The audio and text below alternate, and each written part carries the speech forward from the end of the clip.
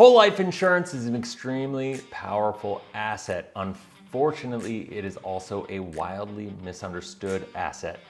In this video, what I want to do is talk about the 5 different problems that whole life insurance can solve for you in your financial life. Make no mistake about it, right now in the world, there's more uncertainty, more unpredictability. I think people are more strapped, and people's greatest need is being efficient with their money.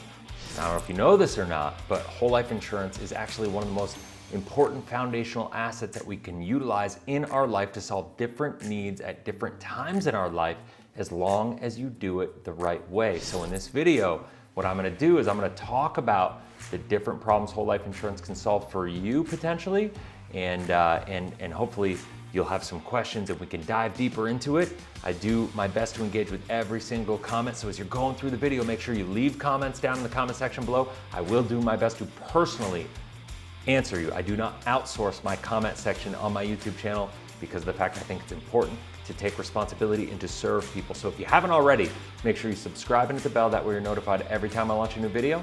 Let's do this. Hey, what's going on, Cashflow hackers? It's Chris with Life 180, and today we're talking about the 5 problems that whole life insurance solves. Now, I want to say this right out of the gate. There's not necessarily 5 problems that whole life insurance solves for everybody, but I think for most people, this is going to wind up being true. It's going to be the case, and you'll be able to kind of filter out where it works and doesn't work for you. But my goal is to simplify this and to figure out how to communicate it in the most effective way possible, simplify the financial confusion, if you will, because at the end of the day, I just have a hard time with the typical train and way of thinking for personal finance in this country, where it's like you need to outsource your financial success to somebody like a financial advisor or a fiduciary or somebody like that. Because I just believe in the 5 F's of life: faith, family, finances, fitness, and freedom. And everybody, if you think about it, what are we doing with our money? We're trying to seek freedom.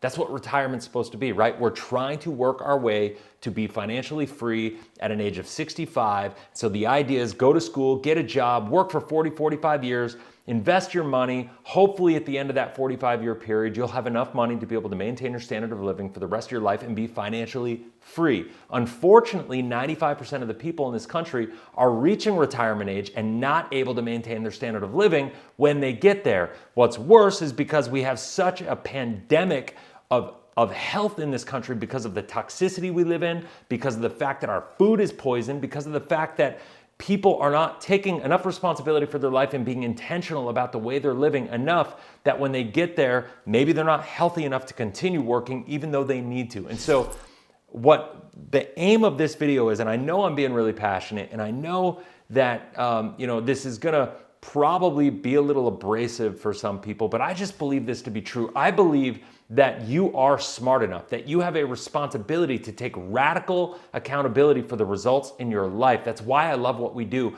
It's one of the reasons I love whole life insurance, is because it forces you to become who you need to be to live the life that you want to live. And I know that sounds like a bold statement, but I believe it in the bottom of my soul, deep in my soul. Like, I'm telling you, this is what I believe to be true, and this is why I preach so passionately about what I do. Now, I guess without further ado, I'll keep this going, but let's just head over to the board and let's talk about a couple things. So, what are the reasons? I've got it all reached out here. So what are the reasons? Number 1, life insurance. What are the problems that life insurance can solve for you? Well, first and foremost, obviously, the answer is life insurance, right? Because if you are, you have a business, if you have business partners, you probably need a key person in policy just to make sure that your business interests of your partners are protected. If you have a family, if you're married, if you have kids, you probably want life insurance. Heck, I could even argue that even if you don't have kids yet and you plan on having them, probably makes sense to get some life insurance ahead of time and lock in your insurability when you can.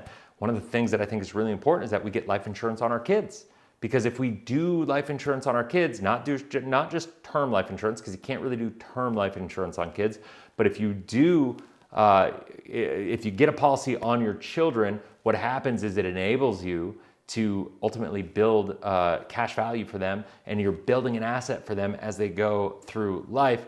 and you're locking in all their insurability, the living benefits, the cash accumulation, savings vehicles, college planning alternatives, all these different things all inside one account, which is extremely powerful. And so that is, life insurance is an obvious thing. The life insurance can either be term insurance or whole life insurance. There's different types of term that you need to think about. There's just cheap term, there is living benefit term, and then there's convertible term.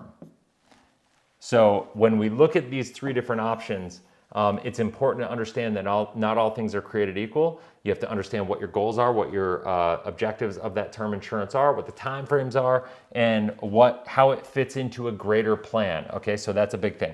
Now the second problem that whole life insurance will solve for people is an emergency fund. I always ask people if they believe that if they should have an emergency fund, and most people will say yes, because saying no to that question just means you don't really feel like being a responsible adult, right? And so the question then becomes, if you believe you need an emergency fund, where are you going to keep your emergency fund?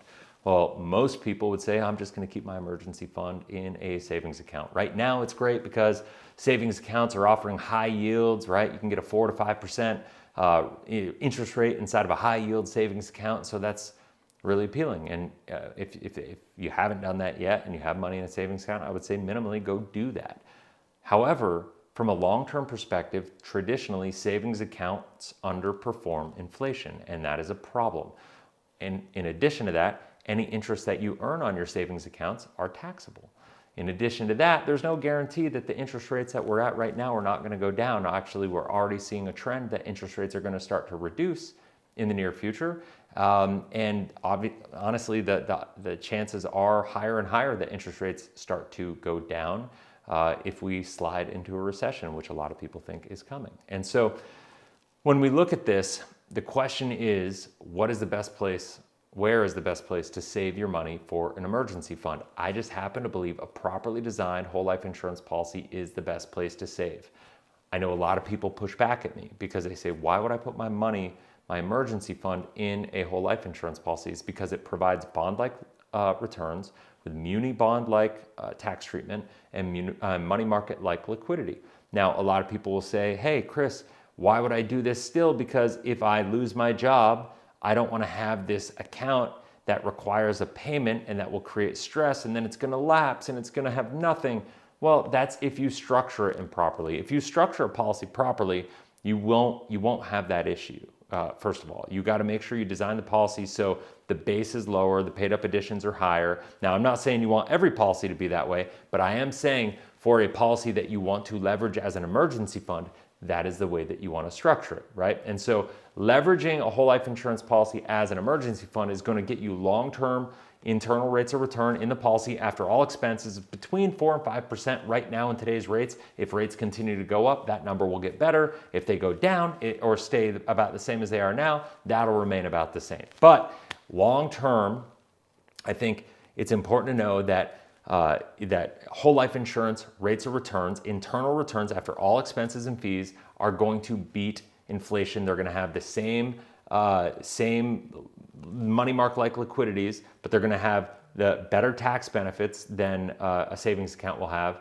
And you'll also get additional benefits like the life insurance that we talked about in one. So it's a way to get each dollar to perform multiple functions. And at the end of the day, when we talk about an emergency fund, what constitutes an emergency? Well, losing your job, having something bad happen at your house, maybe getting into an accident, maybe having a medical emergency, maybe you die, right? Like, which obviously nobody likes to talk about, but maybe you die and your wife and kids, or your husband and kids, or both of your kids, and maybe both of the parents die at the same time and the kids are left there. And then the question is, I don't know any more emergency bigger than that. So having your money in whole life insurance as an emergency fund is what I call a self-completing plan, because what it does is it makes sure that what you want to happen will happen when you want it to happen, whether you're here to see it or not. And so as we look at that from an emergency fund perspective, what happens is you save in a whole life policy, it becomes a savings alternative. You have money market-like liquidity of the cash value inside of the policy, which is highly liquid. You lose a little bit of liquidity of that money compared to a savings account, but what you lose in liquidity, you more than make up for in living benefits, in life insurance. You get the life insurance, your kids are protected, you get a living benefits rider, so if you become critically, chronically, or terminally ill, you get access to the death benefit while you're alive to pay for medical treatments.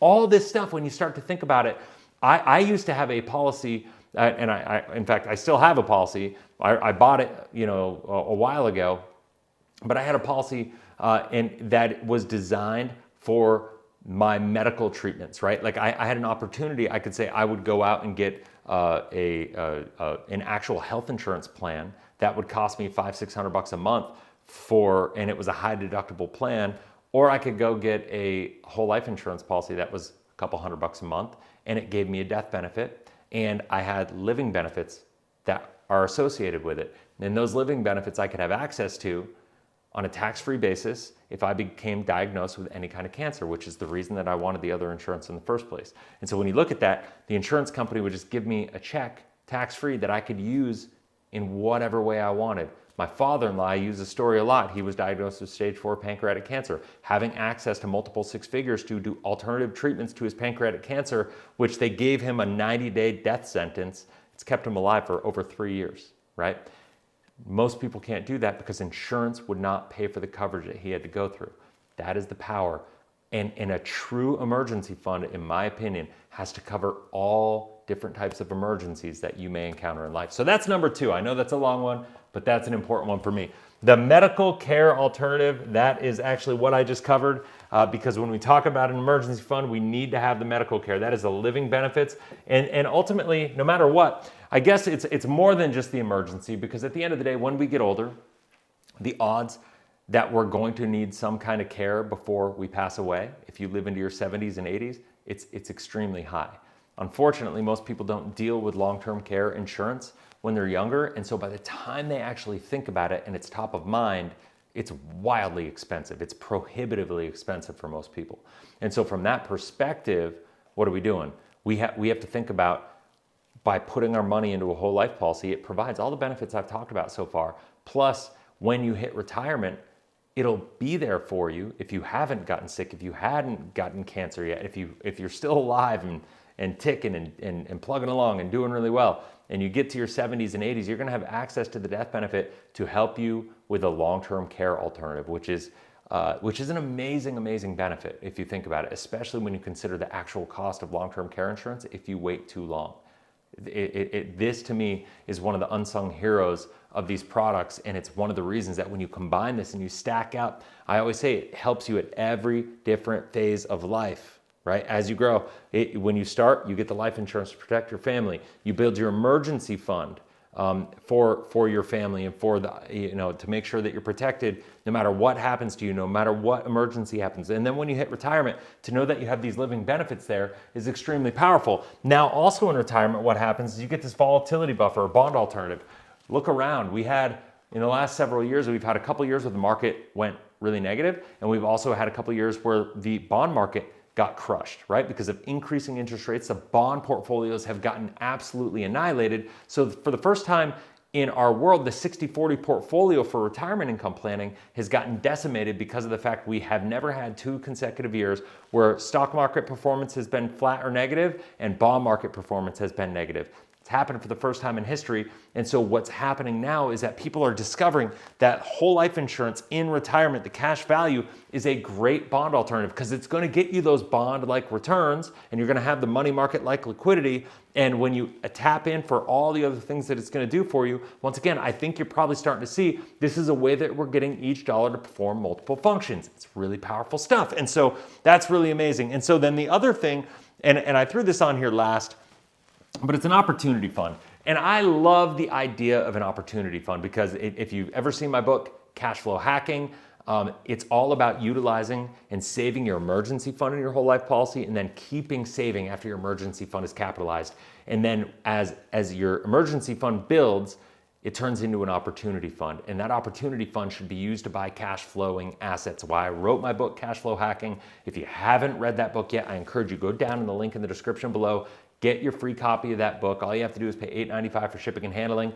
I will cover the rest. We'll ship it to you. If you don't like that and you don't want to give me your information to do that, I would encourage you to go right to Amazon.com right now and get the book. It's $20 there. You can go do that if you want to do that as well. But utilizing whole life insurance to build your opportunity fund, and then take that opportunity fund, put it into cash flow producing assets, and then you can build your wealth from there. Extremely powerful stuff.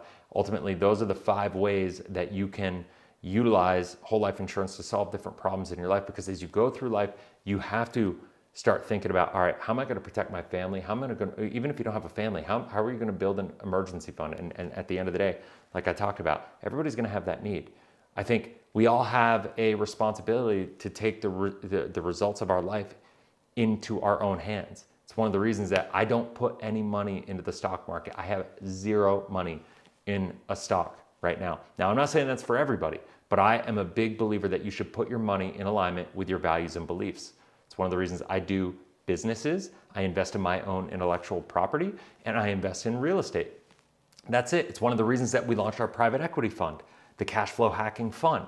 If you are an accredited investor and you're interested in investing in something that is more in alignment with your values and beliefs, maybe reach out. If you can go to cashflowhacking.com and you can check out our Cashflow Hacking Fund. It is for accredited investors only. And so I think it's important to understand that. By the way, an accredited investor, it's not as hard as most people think, although it's harder than some might think. Basically what it is you need to have $1 million of net worth or more outside of the equity in your primary home, or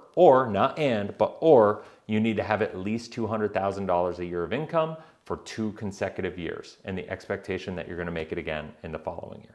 And so just to understand that, you can check that out. It's one of the things that we're doing right now. We're working on an amazing project down in the Dominican Republic. I think you'd be excited about it. Go check it out. I'd be honored to share it with you. But once again, the reason that I love this so much is because from a foundational asset perspective, I believe we all have a responsibility to take the results of our financial life into our own hands, to align our money with our values and beliefs, to become who we need to be to live the life that we want to live, because I think most people are struggling in that capacity. And so I was a little fired up at the beginning. I apologize if that was a little too abrasive for some people. But anyway, I love this. I love what we do. If you have any questions, comment in the comment section below. I'd be happy to engage with you. If you are interested in learning how to do this for yourself, go down in the link in the description below. Click on set up a clarity call utilizing the link in the description below. And I'd be happy to have somebody on the team, or maybe even myself. I do talk to a couple people randomly every week, but it is kind of a random selection thing. But I'd be happy to connect you with somebody on my team or myself. And we can kind of go from there. But anyway, hopefully you found value in this. If you did, please like it, share it, get it out there to people. I think this message is super, super important. Share it in Facebook groups, do all these different things if you feel it would be valuable to other people. Till next video, have a blessed, inspirational day. We'll talk soon. See ya.